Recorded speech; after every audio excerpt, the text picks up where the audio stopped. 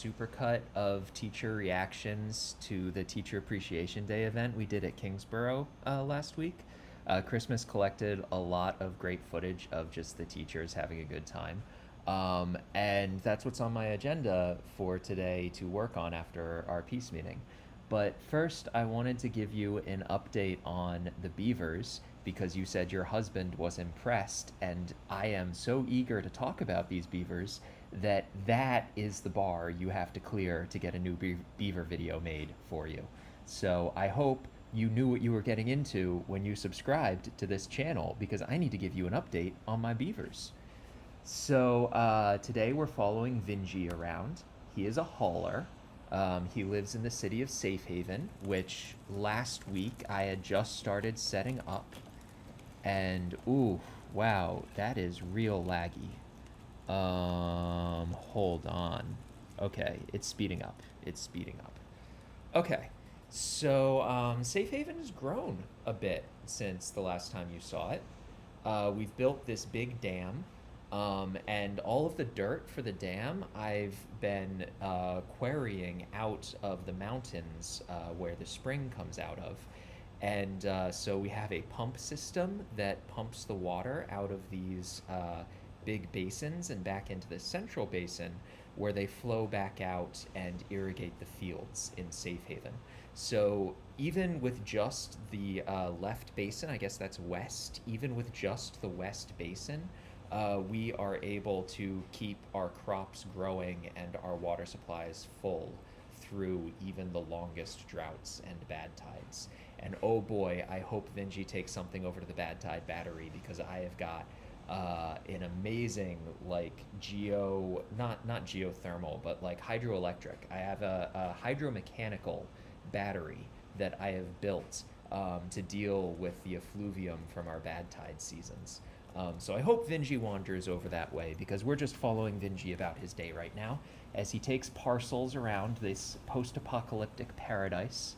Oh, you can see I put in a dance hall in the town square, and I also put in a whole row of detailers down there. You can see those are little shops basically, except they're free, where beavers can go to get their tails customized.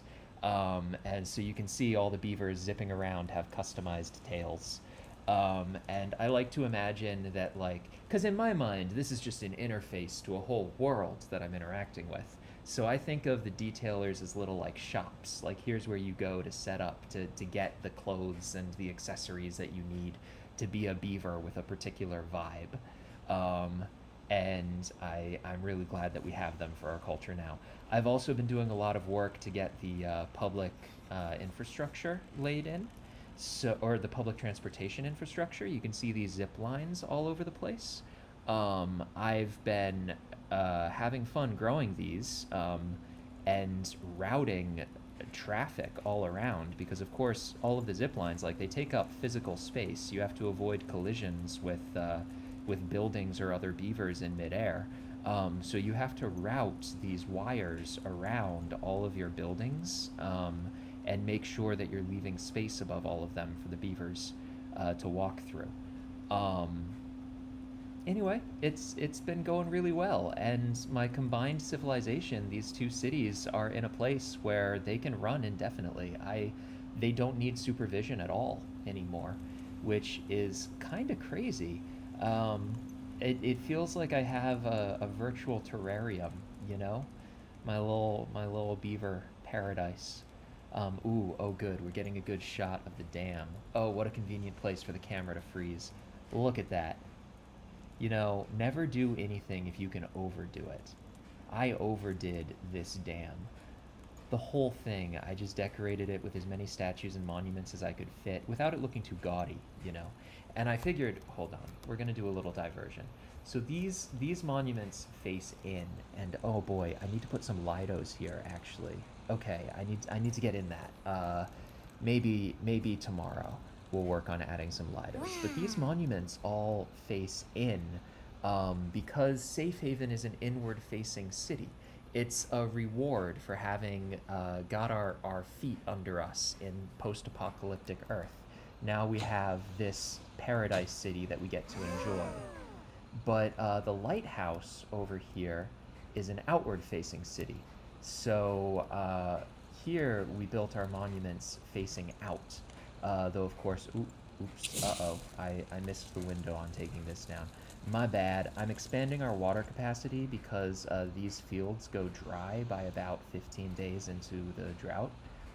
So I just increased our water supply capacity, and guess you get to see it go off.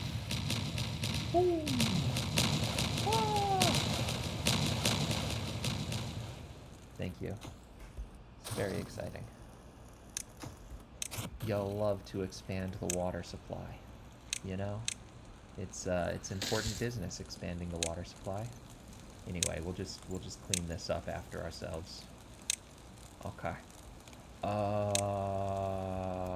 Wait, and just a single dynamite there, and then we'll follow it up with a triple dynamite and get both of them down at the same time. That should do it. Okay. But anyway, this, oh, and this is just a little access road so we can build this last statue. I'll tear it down afterwards. But Wow. this is an outward-facing city because our intention with the lighthouse is to eventually settle and recultivate and heal the entire Earth, right? And this is just the strong base of operations that we're building up first. So this is where we settled first, and we built our three, four, however many big ass statues looking out over the world that we're here to save. Wow. And yes, there's beaver lore. But the side effect of being an outward-facing city is you just Wow. stare at tails all day. And the view of these monuments ends up not being very good for the beavers who actually live in the lighthouse because you're just looking at butts. And like nothing wrong with looking at butts, you understand. Everybody has hobbies, but like it's not necessarily the part of the statue that you want to highlight. So I built these statues facing in. So when people are hanging out in the town center, castle, waterworks situation up here, they have the front side of the statues to look at instead of the back side. And really quickly, I'll just show you a couple more features. This is a shared sort of inn tavern space where I really made a point of blurring the lines. So some of these roads are connected to one city, and some of these roads are connected to the other city.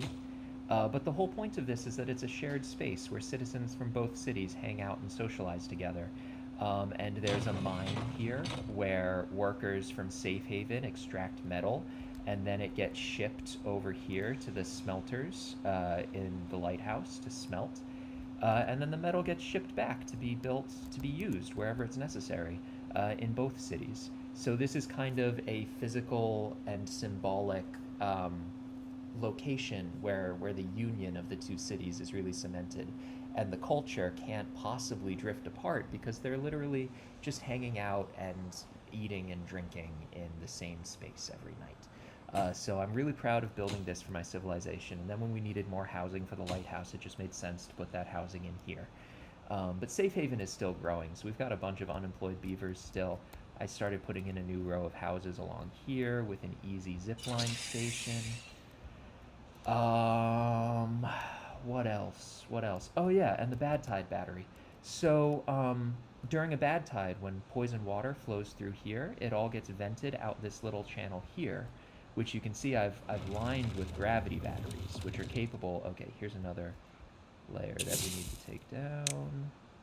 Boom, boom. Okay. Yeah.